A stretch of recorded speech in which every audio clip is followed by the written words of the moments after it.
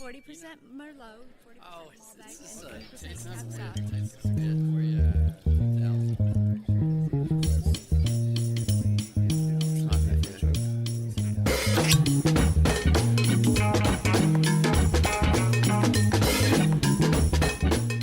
good. Welcome to the Wine Enthusiast Podcast.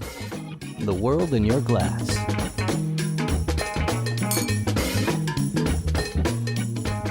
This episode is brought to you by Blue Apron Wine. Yes, wine. If Blue Apron could make home cooking cool again, why not the Wine Club? Blue Apron only seeks out best-of-breed wines, including Uvaggio, a regular enthusiast editor's choice pick. Most other wine clubs just send you cheap reds and whites dressed up with fancy labels. Only Blue Apron Wine has some of the world's best winemakers working with them exclusively. Get $25 off your first shipment of 6 wines at blueapron.com/corkscrew. Hi, this is Layla Schlack, senior editor of Wine Enthusiast magazine. In today's episode, we're going to talk about the Feast of the Seven Fishes, one of my favorite holiday traditions. It stems from southern Italy, where, due to religious observances, a lot of people were abstaining from meat between the holidays. So families would go all out and cook up 7 or sometimes 8, 9, 10, even 11 fish dishes to celebrate Christmas Eve. That tradition only took hold and got stronger in Italian-American cooking communities. I'm going to talk to a couple of chefs who are serving the Feast of Seven Fishes in restaurant settings, so you can go enjoy it, save yourself the cooking and shopping, and be part of this incredible tradition that feels incredibly luxurious. First up, I'm going to talk to Chef Harold Moore, who's doing his first Feast of Seven Fishes at his new restaurant, the Greenwich Grill in New York. Harold comes from New Jersey, and his menu is based on Italian-American feasts he had growing up. Here's what he has to say.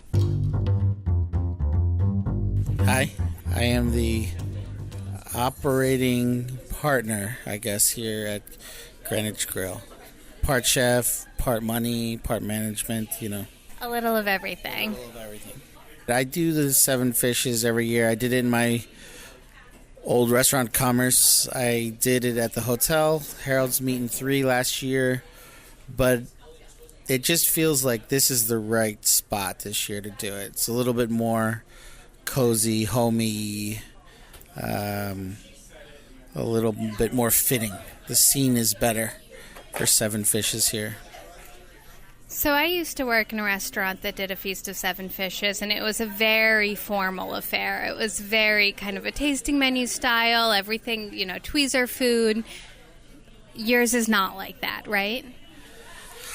I try to keep it light and casual. I appreciate tweezer food like most people, but when it comes to the 7 fishes, there's a very sort of it's more about the feeling than the food, honestly, at this point in my life. And I think maybe with most people, like, obviously the food has to be good, but there's a sentimental attachment to different dishes or the ceremony, and those dishes can definitely bring you back to a place and time. So, right, your Feast of Seven Fishes is it's Italian-American as opposed to Old World. And does that tie into how you grew up, your holidays growing up? Well, the real conspicuous truth is I am not Italian. I did cook Italian for 5 years in Jersey before I ever stepped into any kind of culinary school or anything like that. But mostly, I was introduced to it by my friend's mom, Mrs. D'Alessio. She's not dead. Used to go, we were kids, 15, 16 years old, all out. She would go all out, cook all day, only get the calamari from here, only get the mussels from there. Like, really, she turned it into like this thing. And, it was lost on me at the time, but her family made it into a big deal. They're very generous, and I took part in that for several Christmases, and it's definitely influenced my opinion on what needs to be in the 7 Fishes menu. I've read all the books. I've been to a few, but I feel like we got it right this year at Greenwich Grill. So aside from the setting, which is beautiful and, like you said, very cozy, very homey, but still, elegant. It's not a diner. It looks nice in here. Aside from the setting, what is it about this year's menu that feels right to you? Well, for me, it's all about the sharing and the family and all of that with the Seven Fishes. So there's a couple things that I really feel strongly need to be in there. One of them is the scungili salad, which is scungili, I guess, is conch. But I like to get it, honestly, I like to get it in the can versus the fresh one because it comes tender. I bought it fresh before, then you make the court bouillon and you simmer it and whatever, but there's something about the imported ones that come packed in olive oil that they have absorbed a lot of flavor. They take flavor well, and we start with that. So I slice them very, very thin with lots of celery, roasted red pepper, and gigante beans that we've cooked, and you turn it into this chilled salad, lots of celery leaves and stuff, and that's very shareable. We are also doing mussels marinara, which are, you get this abundant plate of mussels. They're also very sherry. Clams oregano, several of them, and shrimp scampi. We do fried calamari, super thin. I like to marinate it. I know this is a little blasphemous, but I like to marinate the calamari after it's been cut and cleaned in a little bit of buttermilk. I feel like the acidity in the milk sort of helps with the tenderness and the flavor, but also creates this really nice crust on the outside. But I cut the calamari super, super thin. Not those wide chunks that are chewy. I'm thin. As thin as the twine that you get at the bakery, thin like that. So it's really there's a crust and then there's a chew, and it's very interesting and delicious and sherry also. But then I like to move into something a little bit more hearty. So this year for crab, I decided to do crab cakes. One, because we have crab cakes on the menu here every day and they have a following. And two, I feel like people are done with shells at some point in the meal, and it's nice to be able to just have a big bite of something. And then we're also doing lobster fra diavolo to sort of cap as the capper on the meal, as the more entree portion of things, where it's lobster, and then we make a sauce. We make tomato sauce. We boil the parts of the lobster that you don't traditionally eat in the sauce, and to give it a little bit more of the seafood flavor. Strain it, that becomes the base, and then you get a whole 1 1/4 pound lobster broken down with nothing to touch, and mixed with pasta, and it's just very gently glazed and delicious. The whole meal is just a celebration of stuff that, I don't eat it any other time of year. I don't cook it any other time of year either, so there's that. But this restaurant lends itself to that kind of family feeling, and I thought that we should focus on that.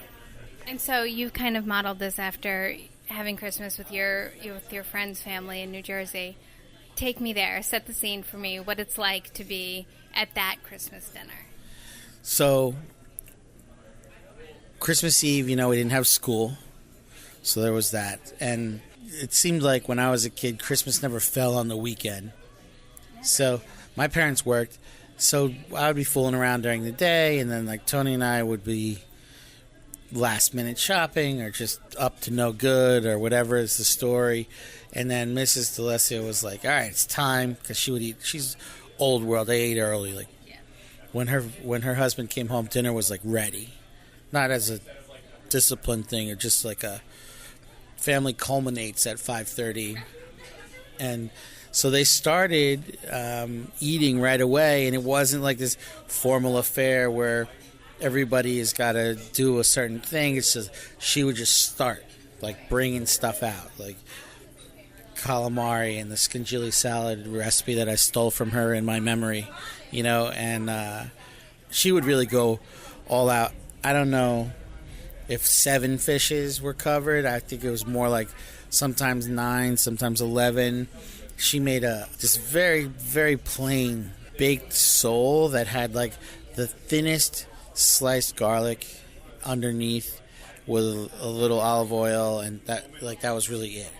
And she just really, it was just this convivial meal that I just remember the food. It just seemed like it never stopped coming to the table, and we try to mimic that here, where everything doesn't arrive at once, so you get dribs and drabs of the stuff, and then the lobster course everybody gets there together.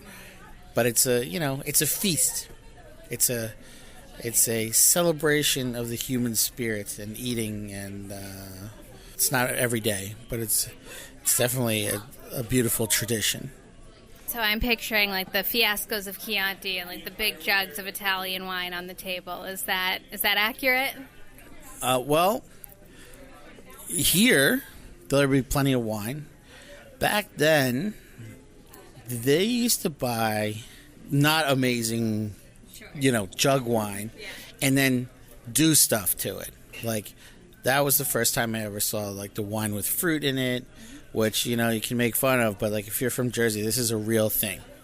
Like the fruity wine with the ripe peaches inside, it's a thing. It has nothing to do with wine or fruit, but it is delicious in its own way. And at Christmas time, she would make some version of that, almost like mulled wine, but it definitely had that spice to it. But I know I wasn't supposed to be drinking it. However, that was also part of the draw. And then I think she fortified it. I think the old man put Mr. D'Alessio as a character. I think he put some brandy inside, so it definitely had that like. I don't even think they were cognizant of what sangria was, but I definitely think that they saw it somewhere, had it somewhere, something, and like gave that a little extra kick, because that jug wine isn't, but it was delicious and fun, and there was also, she drank a lot of sparkling wine that time of year, so there was always like Asti Spumante and all of that Prosecco, and I think that was the first time I ever had Prosecco, was at their house. I wasn't like a food nerd at that point in my life. I guess maybe internally, but like they had like limoncello and grappa and things like that. I never had that shit, but like they introduced me, or inadvertently introduced us to that growing up from like those years. It was very sort of just a pleasant time. They were good people, It was a feast, a generosity. Are you still in touch with the D'Alessios at all? I went to a party. I just saw Tony, my friend. And did they have any idea that, does Tony or the D'Alessio family have any idea that they've had this kind of lasting imprint on at least this part of your career? I don't think so.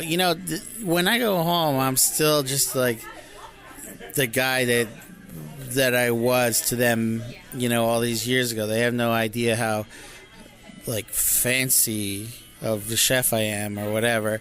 They're just like, oh, Mr. Big Shot, New York City chef is home after 20 years. So for them, I don't think they're not removed from it, so maybe they don't see it the same way I do, And plus, I'm food obsessed, so it's like, do they think about that meal the way that I do, or anything? It's interesting, but like, yeah, there's a lot of good cooking happening out there in Jersey, in people's homes, in some of the restaurants. There's a lot of old-fashioned wisdom in that Italian and American vernacular. It's it's not all mozzarella and gabagool. There's an economy to it. There's a seasonality. There's a healthfulness. Like chicken parmesan and stuff is great, but like my friends' parents are like never made that shit. Like for one, like we don't fry in the house, and two, it's just like there's so many ingredients. It's like meat and cheese and like all this stuff, and like a real Italian housewife would never waste in that way. When like make one dish when you can make five or something. I have a lot of respect for that kind of cooking and like the people who do it.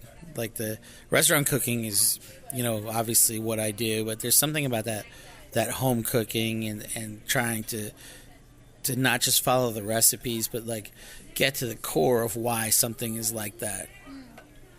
I had ribollita the other day, which is like a bread soup, Tuscan bread soup that they basically take cooked vegetables from a sauce, thicken that, a little bit of this, a little bit of water, a little bit of the sauce, the overcooked vegetables, and thicken it with yesterday's bread or very stale bread, and it's like a almost like a puree of soup and stuff, but like it's brilliant. I mean, it's ugly, it's so brown, but it's so tasty. And then if you think about it, like that's like the day before payday dinner or something. Like there's nothing left there. But there's all that, and then just to bring it back home, is the Feast of Seven Fishes is truly a feast because like there's none of that economy. Nothing is spared that day. Like someone had to go out and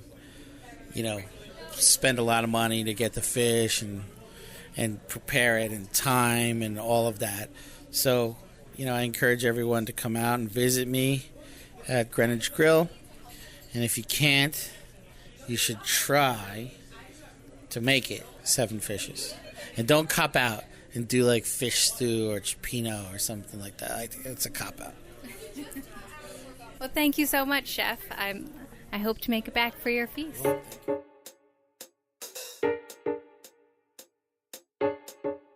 This episode is brought to you by Blue Apron Wine. Yes, wine. Awesome wine, in fact. In a head-to-head taste test of several wine clubs, Bloomberg recently wrote, Blue Apron is the clear winner, way more sophisticated in taste. Just as Blue Apron doesn't compromise on the quality of ingredients in their meal boxes, Blue Apron Wine only works with incredible vineyards and winemakers, such as Vengi in Napa, Mount Beautiful in New Zealand, and regular enthusiast high scorer Uvaggio. Every amazing wine is just $10 per bottle. Get $25 off your first shipment at blueapron.com/corkscrew. Terms and conditions apply. All orders are handled by Blue Apron Wine, Napa, California. Chef Michael Scelfo is the head chef of Arlden and Harlow in Cambridge, Massachusetts, and Waypoint, a wine enthusiast top 100 best wine restaurant of 2017. He's cooking his Feast of Seven Fishes at the James Beard House in New York City. I'm going to talk to him about his more fancy but still very traditionally Italian menu that he's serving at the Beard House. We have always celebrated, I think, Christmas Eve even more so than Christmas Day. It's just kind of the big part of the holiday for us. So over the years, I've kind of adapted and evolved, my mother's recipes, my grandmother's recipes, and then kind of infused my own kind of things, and I change it every year, and it's evolved over the years, but still do it every year, and it's become more of a kind of a cocktail party where we stand around rather than sit down to one big giant meal. It's paced out throughout the night, so it's a lot of fun.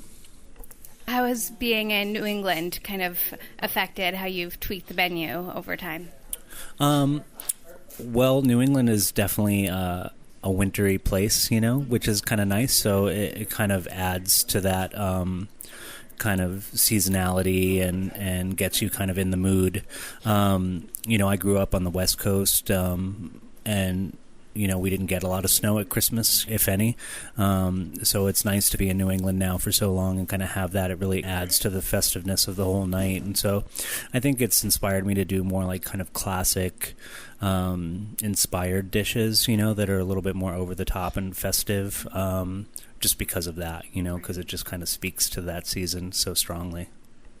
Now, is your family all from southern Italy? Because I know that's where the Feast of Seven Fishes originates. Or is it just really just kind of soaked into Italian-American culture for you? No, it's my family's from southern Italy and Sicily, so it's kind of split down the middle, 50-50. So our the food I grew up on is very more of the simple, acidic, tomato-driven, seafood-driven cuisine of the South, as opposed to kind of the heavier, richer stuff of the North. So I think that's definitely kind of where I lean and where my cooking kind of heads, just naturally as well. And can you tell me a little bit about both drinking traditions in your family and also, what you like to pair this feast with now? Well, what we always do is we'll do a lot of Italian cordials, which are kind of the classic, and then for wine, I kind of like to stick with lighter-bodied reds, more cool climate, old world style.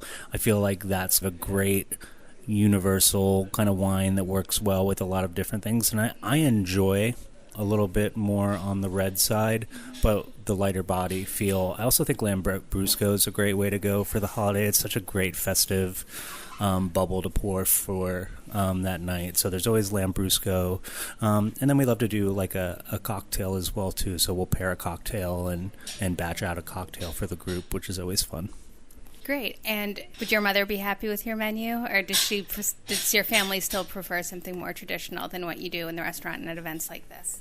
Well, no, they love what I cook. We get together every Christmas Eve, and it's always a cooperative thing, too. So my mom always puts out a few classics. I always make her cook a few, of my favorites from her when I was growing up.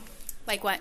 They're not all seafood driven, but she does a great stuffed flounder that's really good. Her clam sauce is really delicious. And then she makes, actually, it's not seafood, but she does a delicious manicotti, homemade from scratch with the pancakes, and it's super light. And any chance I can get her to make that, I always get her to make that. So I'm like, I know it's not seafood, but I'll take that anyway, too, It's always what we want. But, and then I get to infuse, I like all different kinds of, I do latkes every year with caviar and sliced fish, and we opened up a lot of tin fish every year. So there's a lot of that. Oysters, mussels, lots of shellfish, but all kind of presented in non-typical ways, which is fun. Great. Well, I think that's about it for me. Is there anything else you'd like to tell the world about your Feast of Seven Fishes, your own holiday traditions, and how they relate to food and drink? No, I think I would just say happy holidays to everybody. It's a real honor, actually, to be able to cook this meal at the Beard House. They do it annually here, and I've always kind of, since I was much younger, wanted to be a part of this night at the Beard House. So it's very special for me. My whole family is going to be here, and hopefully it goes super smooth, and it's going to be a great night. Can't wait. Thanks, Chef. This podcast is produced by Large Media, LARJ Media. Wine Enthusiast is made possible by grapes, sunshine, and wine, and by the hard-working editors who bring you news and information on your favorite beverage every day. If you like what we're doing, share our podcast with your friends and give us a review on iTunes or wherever you get your podcasts. For more fun wine information, follow us on Twitter and Facebook at Wine Enthusiast.